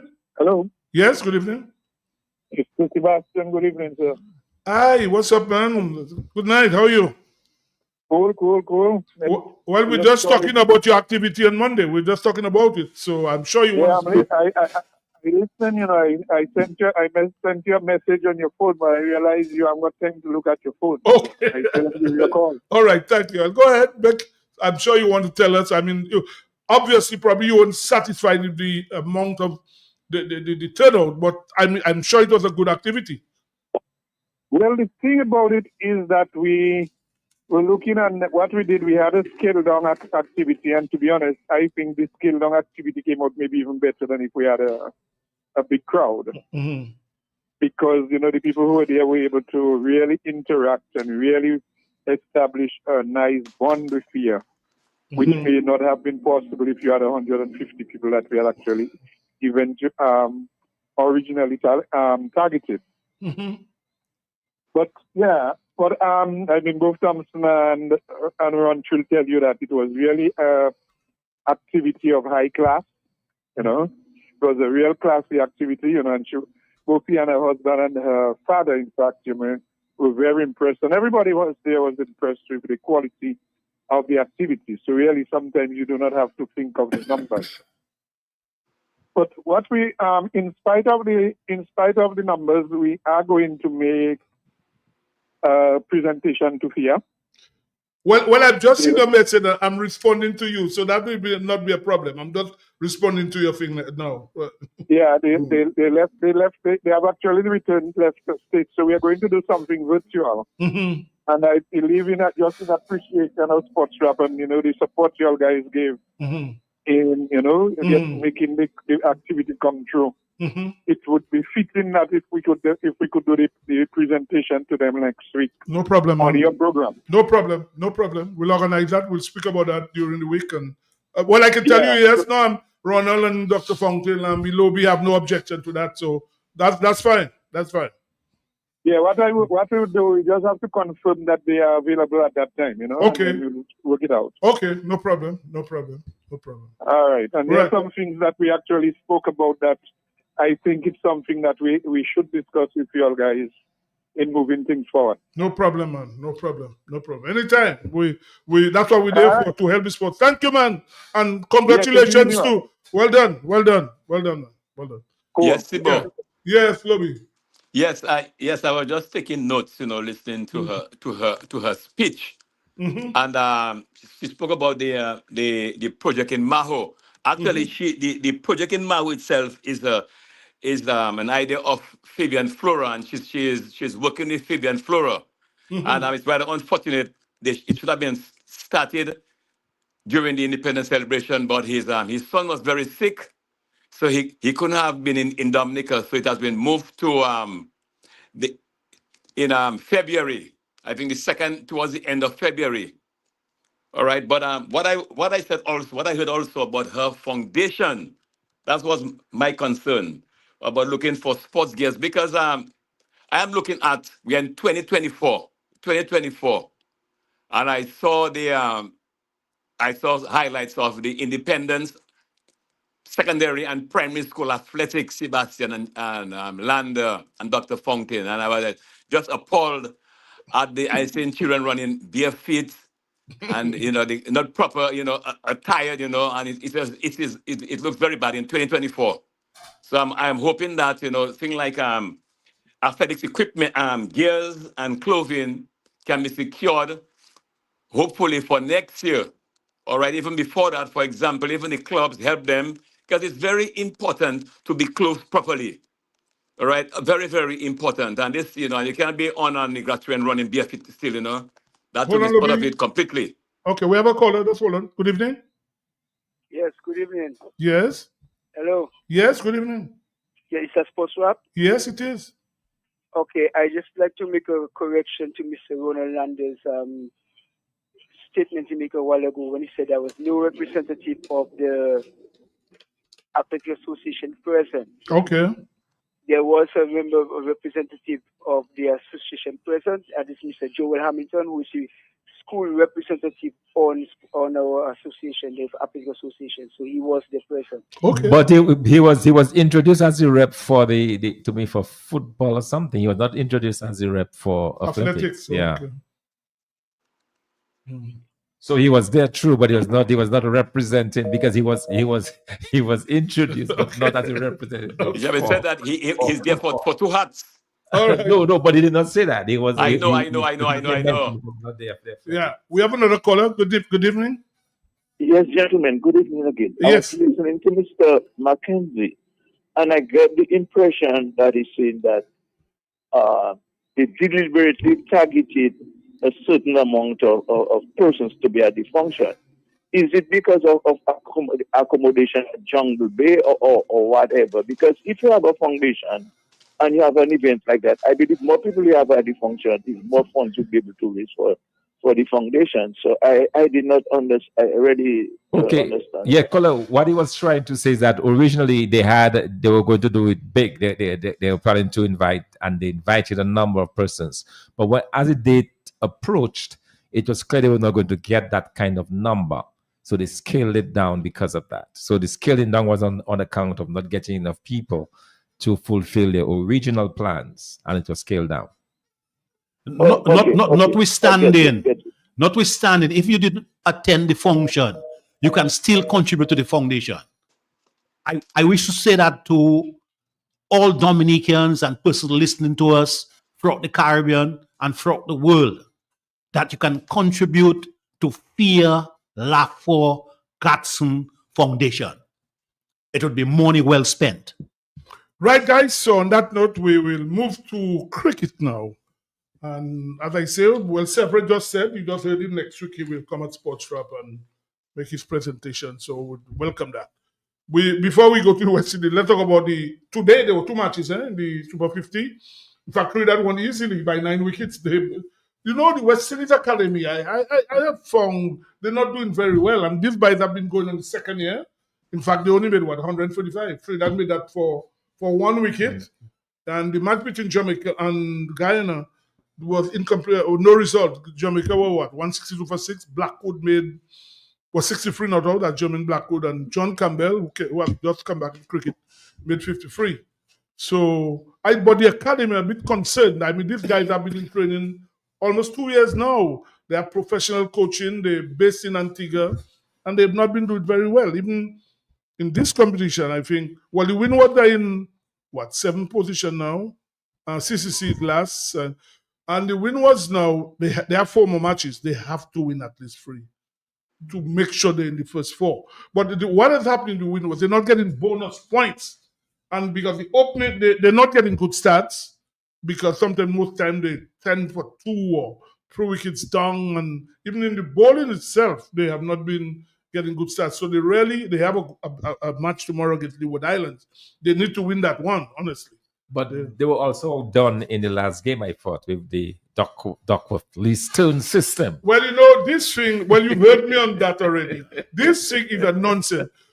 Listen, what's the name? Jamaica made 153 for 4 in 30.5 overs. The Duckworth-Lewis is telling the Windwards now they have to score 206 in 30 overs. I really want somebody to explain that, Papa Baudier. Doctor, we'll come back. Let's take that caller. Good night. Good night. Yes, Sibo, I have to call because I am on your side on that. I am on your side, and I find that so ridiculous. See, but if you see I was an administrator, that thing would fix up long time. Because for example, how much the team was again? Well, Jamaica made they had rain. So 153 for 4 at the time. And right. In the 30.5 overs. They were 153 for 4. Right. And I'm the manager of Windward's team. I would tell the administrators, look, my team has to score 155 runs. And as soon as they hit 100, I would pull them out from the field. So that would go somewhere. Well, that would be extreme. That would go somewhere. I was so mad when it Windward have to score 200 and something. No, but it's nonsense, eh? And that is just ridiculous. And as I said, Sibo, Duckworth and Lewis don't know that Ambrose took 7 wickets for 1 run against Australia. So they were 150 for 4. They could have been 150 for all out. Correct. You're very right. Yeah, you're very right. They only looking at the side on the side of the batsmen. But so many overs, the batsmen would be able to score. But what about the bowlers? They could take 2 hat-tricks. Man, both the batting and the bowling is considered, because a key part of the formula is what they call the resources. They assign a certain percentage to the resources. Now that percent is based upon historical matches. So they've they put into a database all of the scores of all of those matches, and it grinds out a number. So if you have 10 overs left and 3 wickets in hand, it gives you a resource figure, what they call a resource. And you multiply that resource by the score the first team scores over the resource. That's madness. Well, you are a mathematics man. Yes. And that to me is flawed. That is flawed. As I say, I was manager of Windwards for 12 years. And I got myself in problems that every time he came and telling us, I remember we were playing CCC in the final, and they came up there from there and said, no, that cannot make sense. You can't. Because, how can you cricket the team that scored the most runs supposed to win? A team scored 153, Windward scored 186, and they lost the game. How does that make sense? But the point, let's hold that thought. Good evening, caller. Good evening, gentlemen. Good evening. Talking about the Duckworth system. You remember the first game, West Indies and Sri Lanka? Sri Lanka, West Indies, I think Sri Lanka, one of them had to score more runs and bat more overs to win. I think it's West Indies. So that doesn't, to me, I cannot understand how the Duckworth Lewis system operating. But just want to digress from regional cricket to international cricket. You all guys know India gets free love in India. Well, of course, we've spoken about it. Against New Zealand. But unheard of for India to go whitewash in India against New Zealand. Well, records are meant to be broken, eh? I mean, all records are meant to be broken. Not only that, Sebastian, a very critical thing in that series that India normally organizes their wicket to suit their spinners. And because of that, they've got good spinners. They get guys out very cheaply. But New Zealand had better spinners. I would say they had better spinners, but they were more effective. It is always a dangerous thing. They were more effective. Because if you lose the toss, it's a problem. You feel like the New Zealand win the bat first. So you end up batting last. And I've always felt that always a dangerous thing to prepare wickets like that and hoping you win the toss. You don't win the toss, you end up in problem. Prepare for a wicket. But let's go back to the thing. And this thing is getting sickening now with Dr. Lewis. Honestly. Sibo, I spent a lot of time reading and going through, even the mathematical formula that is used behind it and so on. And what they're saying is this: if you start batting, okay, you start batting and you know that you're batting for 50 overs, you go at a certain pace. If all of a sudden rain starts falling and they have to cut it, then it's not fair to you to have the other team come into bat, chase that amount of runs. So, for example, in the last match, Trinidad was expecting to bat for 50 overs. They only batted for 30 overs. Jamaica. It ended suddenly. So it is not fair to have the team batting second to chase down that amount of runs because that was not their original intent. So I understand that. So that's the reason why the Duckloaf system is such that the team batting second, depending on the number of overs batted, have to score more than the team that batted Well, first. that map's not mapping at all. That is irrational. That map's not mapping. Let's take that caller. Let's take this caller. Good evening. Good evening.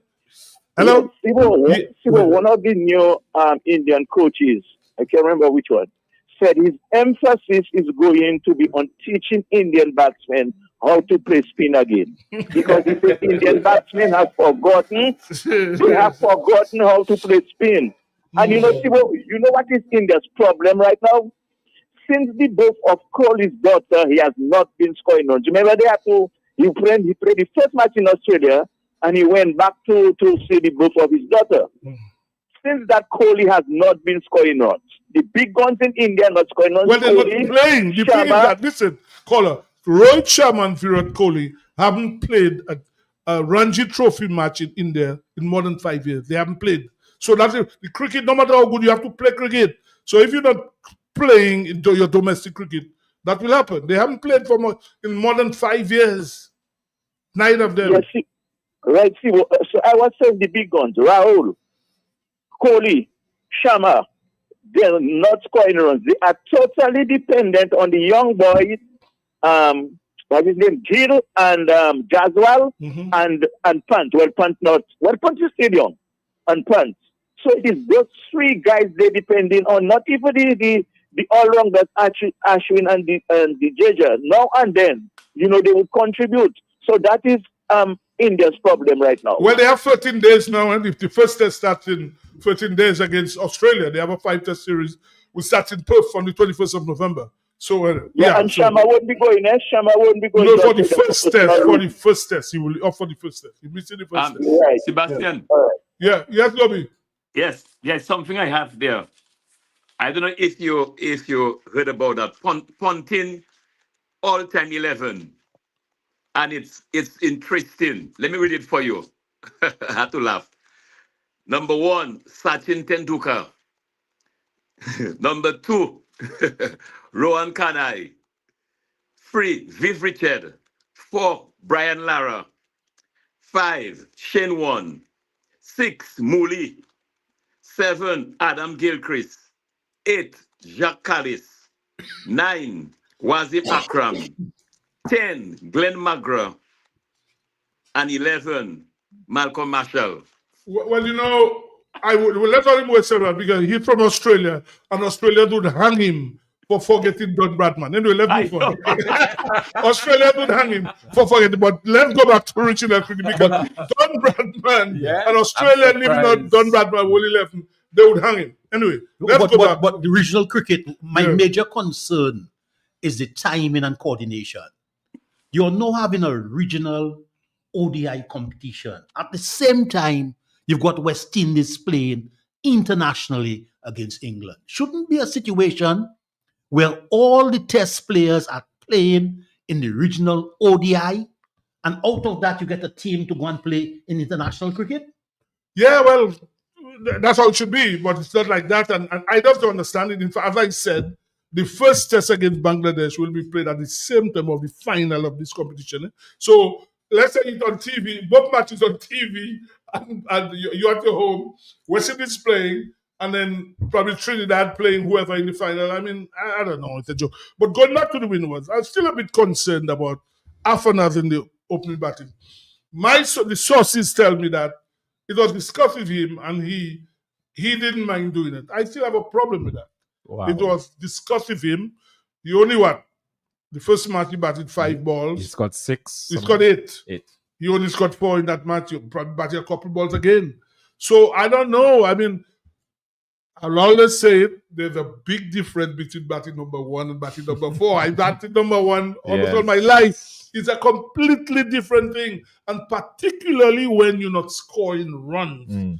Mentally, that is not easy. So, and in the youngster himself, Pascal, batted 2 innings. I do not believe a ball has touched his batter in 2 innings. Batted 2 matches. The first match, he batted 4 balls, didn't score a run.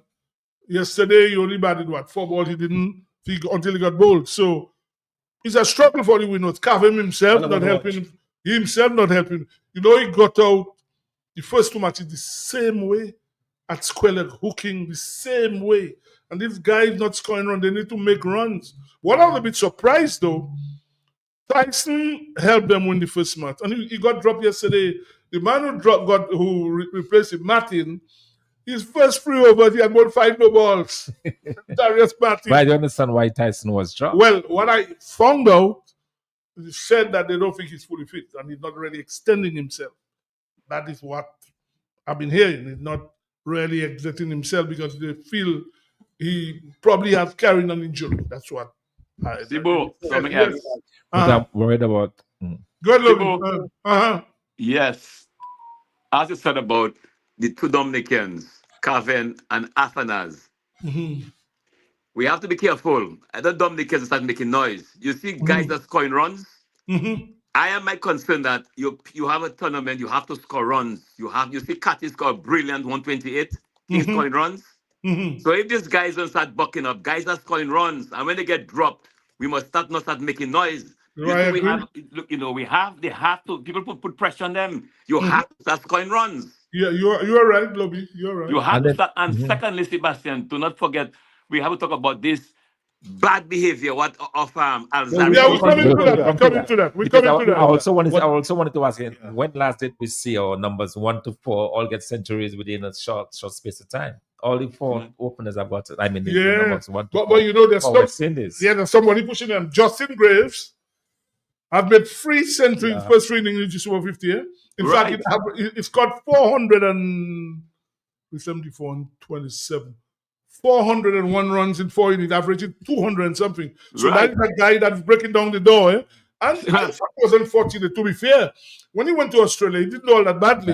And he's still been just neglected. And he's saying to them, well, wait, I'm scoring runs now. So, maybe he should even be included in the team in the first test against Bangladesh. Now I said the Dominicans have to work up. They have to work up. Because he's scoring runs. And in fact, Imlak himself is making runs. Kevin Imlak, the guy and his captain, is making runs as well. I'm firmly convinced. You seen the guys, their technique is up to mark, but they've got a mental problem. You don't bat again just with your bat. You got to bat with your bat and your mind. And this is where we see our people, our Afanas, our Hodge falling short. What can be done? What can be done to help them?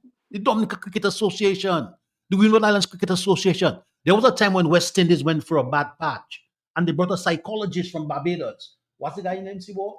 Rudy Webster. They had Rudy Webster. Rudy Webster. They brought in, and it made a major change in the performance of the West Indies team. We've got to find a way of helping those guys, or those guys will be dropped from the West Indies team. Well, Afanas has already been dropped. I hope he's not dropped. I hope he's not dropped for the test. What I expect him to be in the test team. I'd be very surprised Because, if he's not on the team for against Bangladesh. Yeah, he's going through a bad patch, and now with this guy scoring runs, I mean, that's the thing. People are scoring runs, so so it puts more pressure on him. More pressure on you. Yeah. You know, so I hope he scores tomorrow in the game against Lewards. Well, that's the game he needs. Lewards have to win that game tomorrow. He has to score, and because they're not hesitating to drop. I was surprised he was dropped so quickly, though. You know, because that's the other thing. Even Kissy. You know, I'm glad at least they persevered with him a little bit. They gave him a run. They gave him a run. And that's what you need. When these guys at this age, 24, 26, 27, they need to get an extended run. I'm not saying you should hold onto them forever, but if they fail initially, keep them for a little while and let them build their confidence. And they, you know. Agreed. Let's take this caller. Good evening. Yes, Ivo. Yes, sir. That's the West Indies need is batsmen, not batters. Batsmen, not batters. That is saying he's talking about the mental preparedness. That's why he's talking about the batsmen and not batters. No. What is happening? In time gone by, you used to have batsmen, but now the ICC have changed it because women are playing, and they're saying no batters. But he's making a very powerful statement there. What's more, you made mention of Tyson maybe carrying an injury. That's what my sources tell me. I hope is not a major injury. Because when you look at West Indies bowlers now, the bowlers are very docile. Ford, Shepherd, Joseph Sills. You scored 328 in the second ODI. And a second division England team came and got more than that. You had England 24 for 4. England end up scoring 264. Luckily, our batsmen, our top-end batsmen batted very well. But something need to be done about. You look at the bowlers, man, as they're just going through motion. The spinners are not beating the bat. The fast bowlers are not as effective as they should be. So I hope Tyson is not critically injured because I think he has an opportunity. Very good opportunity. Well, as I said, they're playing tomorrow. I don't know. We don't know what the team is playing tomorrow morning. I think the match is the first one, 9 o'clock. Yes. You see, but that's the thing. Yes, Lobby. I just want to tell Lander, England, you said, is a second team, but you must understand these people represent England. They tell us they represent, and when they come here, they play as professionals. These guys were well prepared. They have a league, and they represent their country. Unlike West Indies, that's the problem. That's the problem we have in England. But you see the players, Moby. You see the players are playing right now. Listen, no, but the players are playing right now for England. In England. Some of the best players. Not the best players. Well, England have the main team in New Zealand right now, so that's why a lot of the players are not there. England but next week they have a free test series in New Zealand. Yeah, remember with the Packer Rebels, we took Norbert Phillip and they went to India. They did very well. But you see what happened in those days. The way they schedule it now is too compact. Take for instance, India is playing a T20 match tomorrow against South Africa. At tomorrow morning at 11. For people who don't know, they have a T20 there in South Africa now with one team. And they test him in Australia. Yeah, because it's more compact. Yeah, so in fact tonight, just now, Pakistan are playing Australia in a one-day match. So the thing is too compact. Sibo, and also something you talked about the way they have the games going on together with the series is a problem. For example, Joel Andrew, who is a somebody I think that will do very well, guys. So I mean under 19, and to me he was the best player for the West Indies. I saw some talent in him then. But he's not playing in the series because he's on the West Indies. But they're wasting him. Exactly. He went to Sri Lanka. Somebody like that should be playing cricket. I totally agree with you. He went to Sri Lanka carrying the towel. Yeah. He has carried the towels again. So I get now. Yeah. I doubt he'll probably be the T20 team. So he'll probably go down to Trinidad now. Yes. But he should be actually playing cricket. He should have been and that is the problem. So that's the problem when you don't stagger when you don't think about the scheduling. You hurt some players in the process. Now let's go quickly because time is running out. Azari Joseph, well, I just read there he's been suspended for 2 matches, which I think is not enough. In fact, I don't think I've ever seen that in a cricket field really. I mean, I played cricket for them and followed. The bowler, in the first over, the captain sets his field. Although there's nothing wrong sometimes in conjunction with the captain, you can discuss anything. But when the captain is in charge of the field, you go to your mark, You're about 100 because you're a fast bowler. The captain is standing way back, and you are gesticulating, your hand all over the place, making noise, and then the guy walks off the field. He didn't. Can you imagine that? No, the guy left his field, his team with 10 men, because the umpire cannot allow a sub in a situation like that. A person walks up the field, you cannot have a sub. If let's say he's injured or something, but I can tell you, there are certain West Indies captain, the guy had done that if they never come back on the field. Because you do that, to me, they should.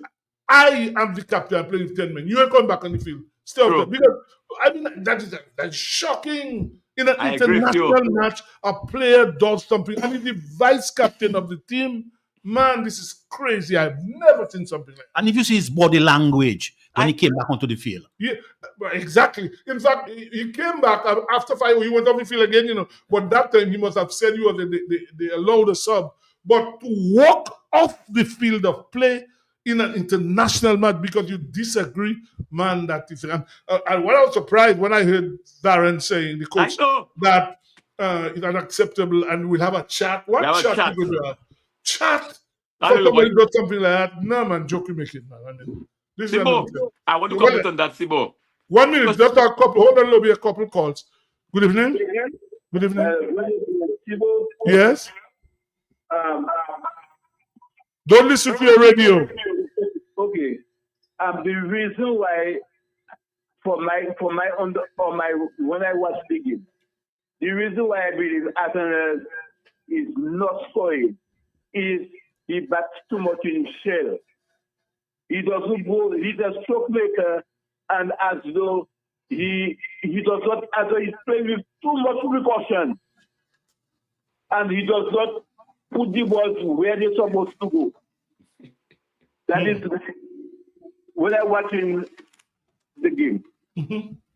Okay, thank you. Yeah, we have another caller, Lobby. Hold on, you wanted to say. Good evening. Hello, Sibo. Yes, pal. You think about Alzheimer. You said they suspended him for 2 games, yeah. But that's not enough. I want to ask a question. Any one of you can answer. A person, Sibo, you have seen that anywhere in the world can recall a player walking out on his captain? Well, Alex, I played a lot of times.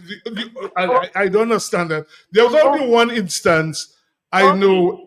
Thank you. But my view is that a person like that, to me, a person like that is a risk on the team, Sibo. That is my view. Yeah, well, because if the captain talk to him again about something, he might just slap the captain or give the captain a full ball. No, that could happen. No, his temperament is, his so temperament. to me, he's one of his players can probably, when he bowl, don't catch the ball, and he can just go and give that player something. Well, you always see him. To me, that's what I think. In fact, if you watch, every time somebody misfields his ball, he always gets upset here. If you watch him on the field, his whole demeanor, his whole attitude is wrong, honestly. It's very wrong. Yeah. Yeah, you're right, caller. Because, I remember, let's take the caller. Good evening. Good evening, gentlemen. Hey, how you doing, man? I'm good. But Sibo, you said something there about when somebody drops the ball than when he bowls. They drop the catch. He gets upset. But what bowler doesn't get upset? Yeah, but you have to control yourself on the field. I understand that. Right. But there is a consistent, or let me just say, if there is a consistency where the captain sets the field, the wicketkeeper decides to adjust the field, and then people are dropping your catches all the time. You start thinking, well, they have a plan for me. But hear this. This was the first over he was bowling. He never just started. But people, we're not talking about the one match. Oh, okay. Something spanning several matches. Okay. So, but what happened yesterday was uncalled for. I've never seen that on a field, honestly. That a guy goes through his mark and he's moved, waving all over the place, and rightly the captain didn't take him on. Shea Hope just ignored him. Yeah. Because, the captain is in charge on the field, eh? True. Right? Yep. Sebastian. Well, he's gone. The whole lobby, all the lights are going. Good evening. People, I agree with the caller before the last. They were too lenient on the guy. Immediately take away the vice captain from him, the vice captaincy from him, and he should have been suspended for more than one game. Yeah, well, it's 2 games they've suspended. Even the man's demeanor, to me, he doesn't have what it takes to be the vice captain. After the thing I watching him, his countryman, what's his name? The leg spinner. Was trying to engage him, and the camera focusing, and the man bets as though somebody like Ozzy used to say. Remember, Ozzy used to give the joke that Gabriel, when you see Gabriel running up, he looked like they tell him he's coming in trouble, and he's running up with a club. Yeah. It's like somebody doing something, and he's angry for all the other players. Yeah, that man shouldn't be vice captain. That's setting a bad example, and he shouldn't be the vice captain of West Indies team. Thank you. Yeah, we have another caller.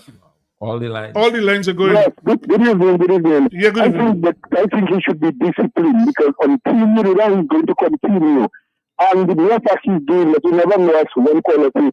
Just like the captain, you never know what could happen because his whole demeanor, his attitude, his behavior stinks. So he needs to be disciplined. It's not just the captain ignoring because he is going to feel that the captain is afraid of him. The captain must show him and stand up to him and let him know if you're not prepared for it. Then you have to get out of it because, it's a service that you're giving. You understand? So you need to be disciplined. That is where that comes in, discipline.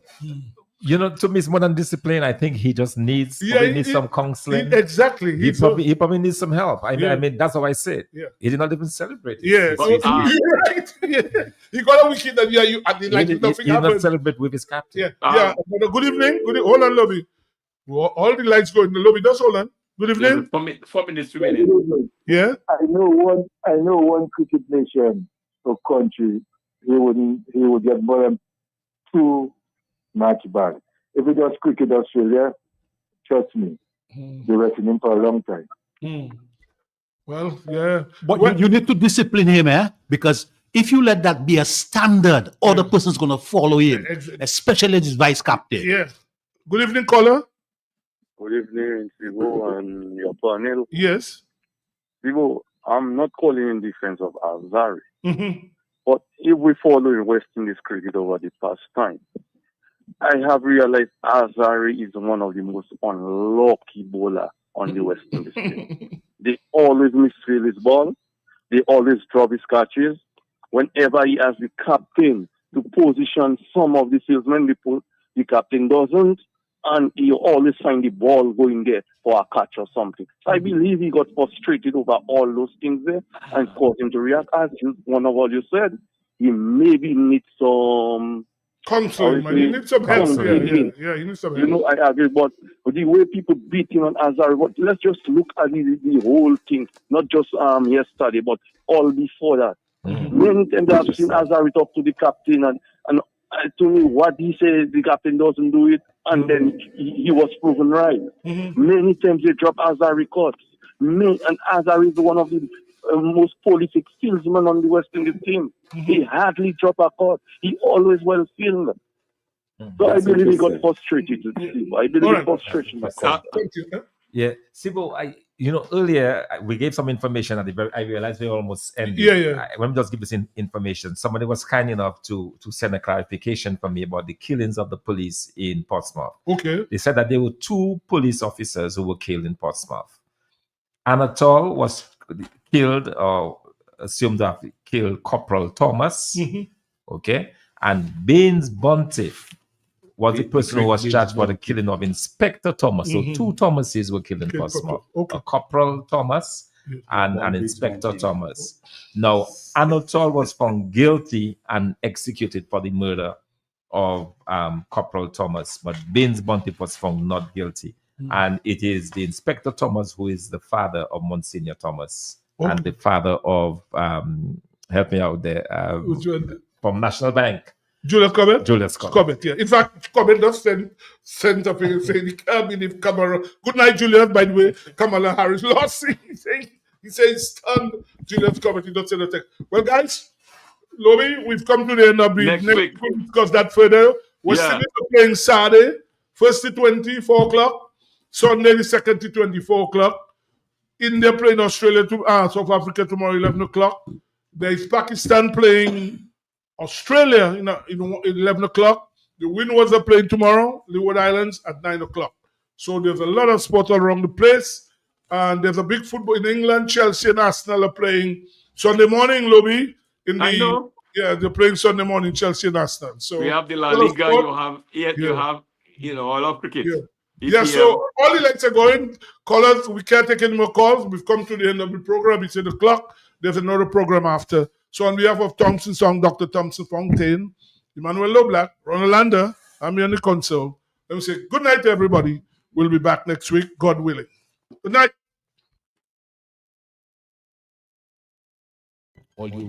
Where in Roseau, Kimacha you can just walk in and order all your chicken parts, wholesale, and even enjoy retail. It's at AC Shillingford, all chicken parts available that you can afford. Fresh breast, and you know breast is best. Shillingford wings have muscle. After you eat it, you can fly. As for Shillingford chicken drumsticks, even swinging stars just order drumsticks from Shillingford. And for those of you who love full AC Shillingford keeps your belly full. Buy your chicken wholesale at AC Shillingford, from wings to thighs to drums to breasts to